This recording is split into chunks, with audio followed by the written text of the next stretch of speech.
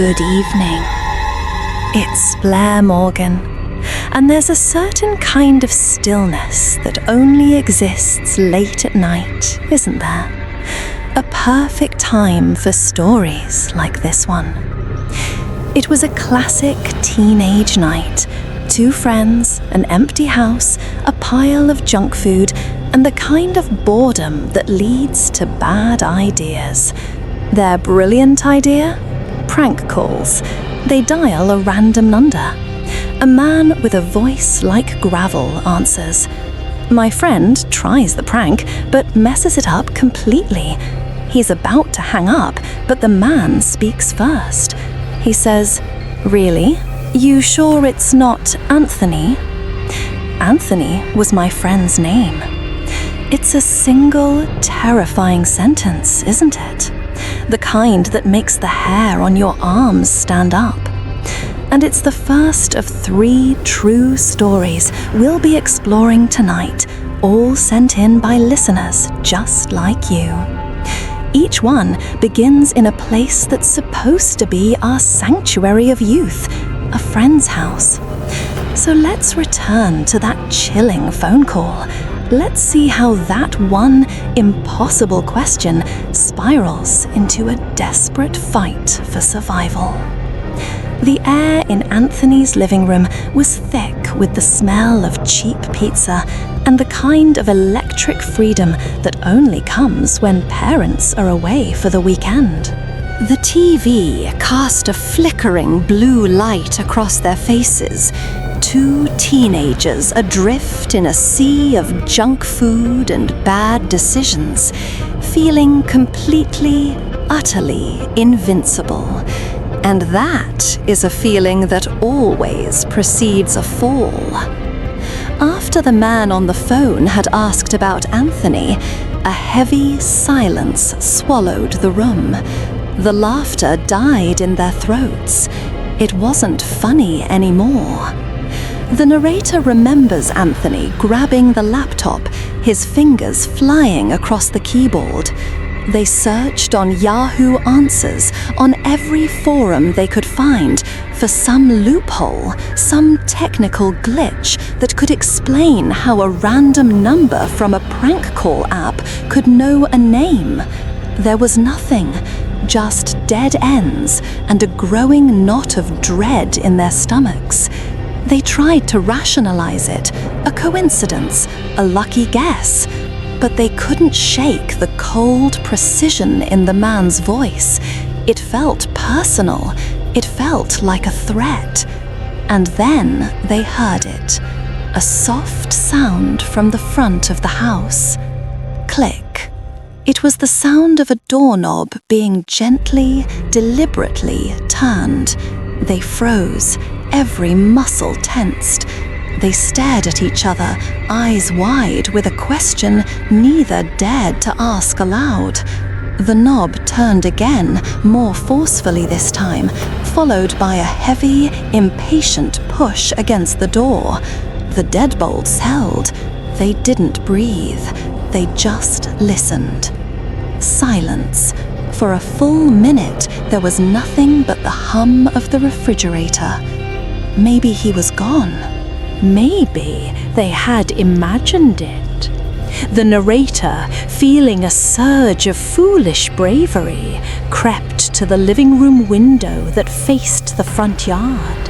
He peeked through a crack in the blinds, and his heart stopped. Standing on the porch, bathed in the pale moonlight, was a man. He was tall, unnaturally so, dressed in dark clothing that made him a silhouette against the night. He wasn't looking at the door anymore. He was looking directly at the window, directly at him. The narrator stumbled back, a choked gasp escaping his lips. He didn't need to say a word. Anthony saw the blood drain from his face and knew. They scrambled away from the window, their minds racing. Call the police? But what would they say? A man is on our porch because of a prank call? It sounded insane.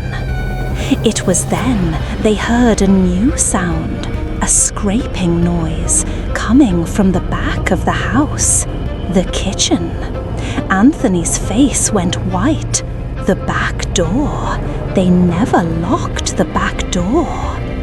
A sickening slide, and then a soft thud. The door was open. He was inside. Panic, pure and absolute, took over. They didn't think, they just ran. Up the stairs, their feet pounding on the carpet, trying to be silent and failing. They dove into Anthony's bedroom, not bothering to close the door, and scrambled under the bed. It was a child's hiding place. Pathetic, but it was all they had. They lay flat on the dusty carpet, the forgotten smell of old socks and dust bunnies filling their nostrils. They could hear their own hearts hammering against their ribs, a frantic drumbeat of terror. And then they heard the footsteps downstairs, slow, heavy. Each step on the creaking floorboards was a new wave of fear. He was walking through the living room, then the kitchen, then the stairs. Creak, creak, creak. He was coming up. He reached the top of the landing. His footsteps paused. They held their breath until their lungs burned. The steps moved again into the master bedroom. They heard a door open, then close, then into the guest room. Open, close. He was checking each room, methodically, hunting. Finally, his heavy steps came to their doorway. They saw his dark boots appear. He stood there for an eternity. Then he stepped inside. They could see his worn jeans just inches from their faces. He walked around the room, his pace unhurried. He stopped at the closet, opened it, closed it. Then his boots turned and the footsteps stopped, right beside the bed. They could hear him breathing, a low, steady sound. In, out. He knew. He had to know. The narrator's eyes were screwed shut. This is it, he thought. This is how it ends. And then the world exploded. A hand, impossibly strong, shot under the bed and gripped Anthony's ankle. Anthony screamed, a raw, terrified sound as he was dragged out from under the bed. The narrator's eyes flew open. He saw Anthony thrashing, saw the tall man looming over him. And in that moment, instinct took over. The narrator remembered something. In his pocket was a small, flathead screwdriver he'd been using to fix his glasses earlier. Without thinking, his hand closed around it. He scrambled out from the other side of the bed as the man bent down over Anthony. He lunged forward, all his weight, all his fear, all his adrenaline channeled into one single point. He plunged the screwdriver into the man's back. There was a wet, solid impact. The man arched his back and let out a sound that wasn't a scream. It was a high-pitched, inhuman shriek of rage and pain. He dropped Anthony, who immediately scrambled away toward the door. The man staggered, turning slowly, and his eyes found the narrator. They were filled with a terrifying, blank hatred.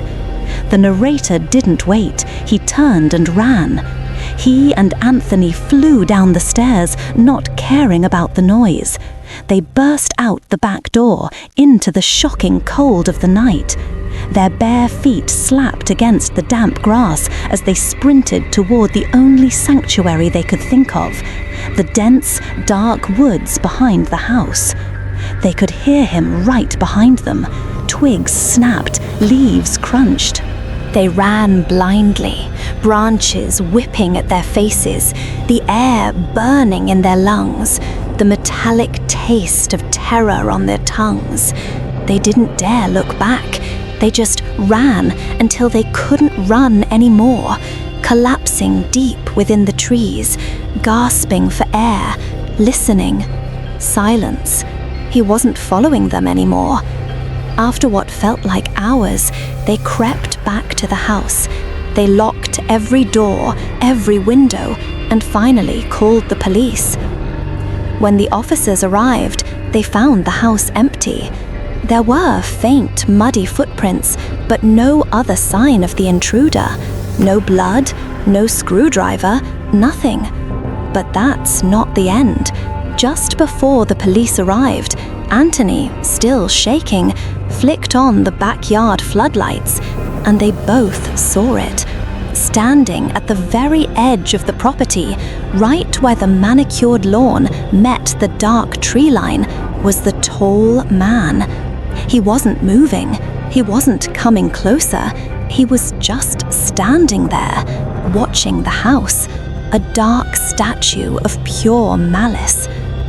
And as they stared, frozen behind the safety of a locked glass door, he simply turned and melted back into the shadows of the woods, disappearing as if he were never there at all. He was never seen again. He was never seen again. That image, right? A stranger standing at the edge of your property, a dark shape against the trees, and then just gone. It's a specific kind of cold that crawls under your skin. But a home invader you can see, one you have to fight off, is one kind of terror. What happens when the danger isn't trying to break in? What if it's already inside? Living in the walls, walking the halls while you sleep, eating your food, becoming a part of the house itself, completely unnoticed. This next story, sent in from a listener named Paul, is about exactly that. A time when he discovered that the friend's house he was staying in wasn't as empty as he thought.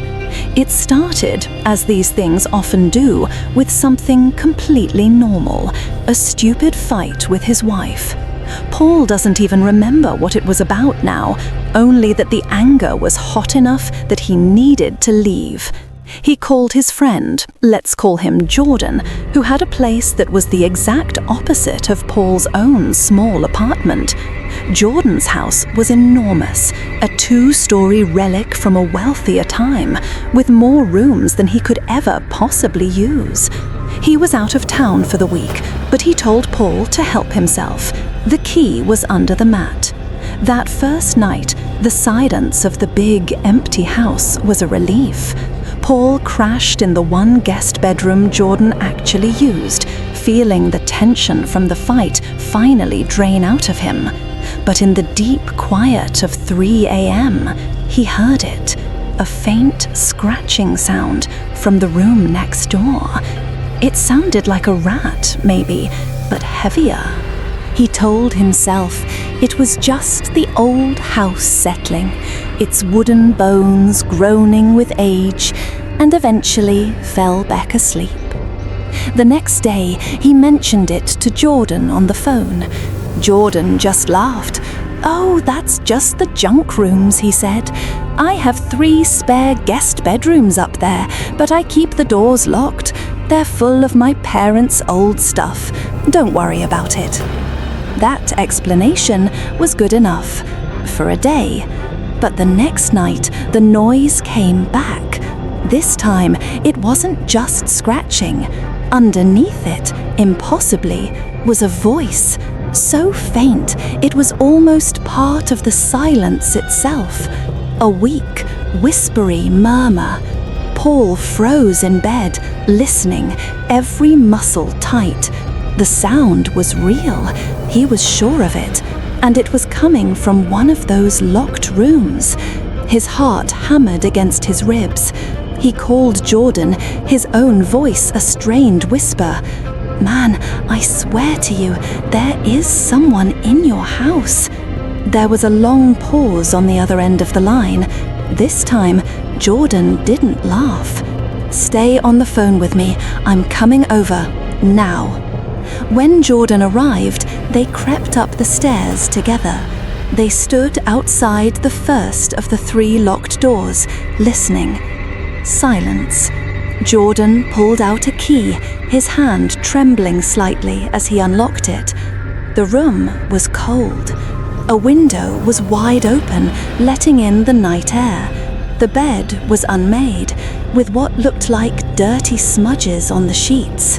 And on the nightstand, where Jordan kept an old, valuable watch, there was nothing. An empty space covered in dust. A cold dread washed over them. They hurried to the next room. As Jordan's key turned in the lock, they heard a sudden, frantic scramble inside. Jordan threw the door open just in time to see a dark figure leap from the far window, landing with a soft thud on the grass below before disappearing into the night. They stood there for a moment, breathless, stunned. 2 rooms? 2 intruders? But it was the 3rd room that broke them. They opened the last locked door. This room was different. The bed sheets were pulled back and stained with wide, dark patches of what was unmistakably dried blood. And resting on the pillow, almost like a welcome gift, was a butter knife from Jordan's kitchen downstairs. Its tip was also stained dark red. They backed out of the room, their minds reeling, trying to make sense of the horror. That's when Jordan's face went pale. He looked at Paul, his eyes wide with a new, dawning terror. "My food," he whispered. "I thought I was going crazy. My groceries, they've been disappearing so fast." The pieces clicked into place, forming a picture more terrifying than any ghost story. These people hadn't just broken in tonight. The open windows, the locked doors, the disappearing food, they had been living in his home for a little more than a week, completely unnoticed. This terrifying phenomenon is actually called phrogging, spelt Phrogging, the act of secretly living in someone else's home. Have you ever heard a story like this or found something unexplainable in your own home? Let me know in the comments, because this next story deals with something that was never explained.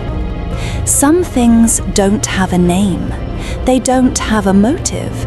They don't break in. They don't hide in your walls. They are simply there. This last story comes from a listener who was only 10 years old when it happened. It was his first sleepover at his friend Jordan's house, the kind of childhood adventure that feels like the whole world. They were camped out in the basement, wrapped in sleeping bags on the cold concrete floor. He remembers the faint, musty smell of damp earth and the low, electric hum of an old CRT television that they had left on, its blank grey screen casting just enough light to turn familiar shapes into strange monsters. He woke up in the dead of night. You know that feeling when you're in an unfamiliar place and for a moment you have no idea where you are. His eyes adjusted to the gloom, and that's when he saw it. In the far corner of the room stood a tall object. It wasn't a coat rack, it wasn't a shadow playing tricks. It was a solid pillar of darkness that almost reached the ceiling. He stared, his heart hammering against his ribs, every instinct screaming at him to wake Jordan, but his voice was caught in his throat. He was completely frozen, pinned down by a fear so pure it was almost silent. And then the TV clicked off. The low hum vanished. The faint grey light was swallowed by an absolute, suffocating blackness. He squeezed his eyes shut and didn't open them again until the morning. He woke to the sound of birds, the feeling of sunlight from a high window. Everything was normal. And then a scream ripped through the quiet of the house from upstairs. Jordan's mum. He didn't find out what she saw until they were both much older. Jordan told him that his mum finally admitted it. That exact same night, she had woken up and had seen a tall, dark figure standing silently by her bedroom door. A silent watcher, an intruder hiding in plain sight. A childish game that calls violence right to your doorstep. The stories you heard tonight, they all whisper the same terrifying truth. The places we believe are our sanctuaries, a friend's basement, a locked guest room, even our own bedroom, they are never as safe as we think. Whether it's the voice on the phone who somehow knows your name, the chilling realization that strangers have been living inside your walls for over a week, or a figure in the dark that two people saw years apart, it all leads to one unsettling question. How well do you really know the spaces you sleep in? If you have a story that needs to be told, a truth that's been haunting you, you know where to find me.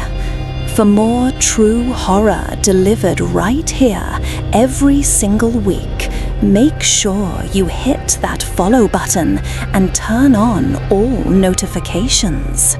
Stories like these, the real ones, they often get flagged or hidden. So, follow now before we disappear. Until next time, stay safe out there.